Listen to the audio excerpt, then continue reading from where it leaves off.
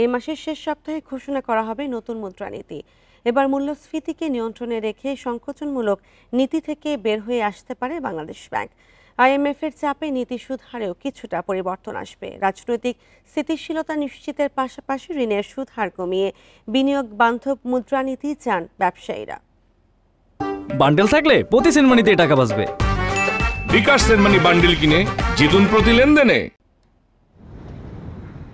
একটি নির্দিষ্ট সময়ে অর্থনীতির গতি প্রকৃতি, উন্নয়ন, মূল্যস্ফীতি নিয়ন্ত্রণ সহ বাজারে কী পরিমাণ অর্থের সরবরাহ থাকবে তা নির্ধারণ হয় মুদ্রানীতির মাধ্যমে। একদিকে মূল্যস্ফীতি নিয়ন্ত্রণ, অন্যদিকে বেসরকারি বিনিয়োগকে প্রাধান্য দিয়ে নতুন অর্থবছরের প্রথম 6 মাসের কৌশল প্রণয়ন করছে বাংলাদেশ ব্যাংক। রাজনৈতিক স্থিতিশীলতার অভাবে দীর্ঘদিনের বিনিয়োগের খরা কাটাতে সংকোচনমূলক নীতি থেকে সরে আসার তাগিদ ব্যবসায়ী নেতাদের। সামনের মুদ্রানীতিটা কিছুটা হলেও আমাদের ব্যবসায়ী বান্ধব এবং ক্রেডিট ফ্লো বাড়ানোর জন্য যা যা দিক নির্দেশনা দেওয়া হোক, আর যেভাবে আমাদের ইন্টারেস্ট রেটটা একটা অ্যাবনর্মাল রেটে বেড়ে গেছে, সেটাকে যাতে একটু ইজ যাতে করা হয়, আমরা একটু লিনিয়েন্ট মুদ্রানীতি এক্সপেক্ট করছি। মূল্যস্ফীতির লাগাম টেনে ধরতে বাংলাদেশ ব্যাংক নীতি সুধার 8.5 থেকে 10% করে, ফলে মূল্যস্ফীতি কমতে শুরু করে। তবে চড়া নীতি সুদ হারের কারণে বিনিয়োগে ভাটা পড়ে।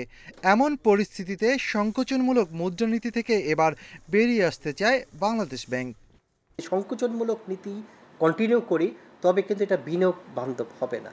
অতএব একে যেহেতু 3টা ফ্যাক্টরের মধ্যে 2টা ফ্যাক্টর অলরেডি আমরা অ্যাচিভ করতে পেরেছি এবং মুদ্রাস্ফীতির সম্পূর্ণ নিয়ন্ত্রণ করতে না পারলেও কিছুটা কমিয়ে আনতে সক্ষম হয়েছি, সেই হিসেবে এবারে হয়তোবা কিছুটা ভিন্ন রূপ, অতটা সংকোচনমূলক নীতি নাও দেখা যেতে পারে।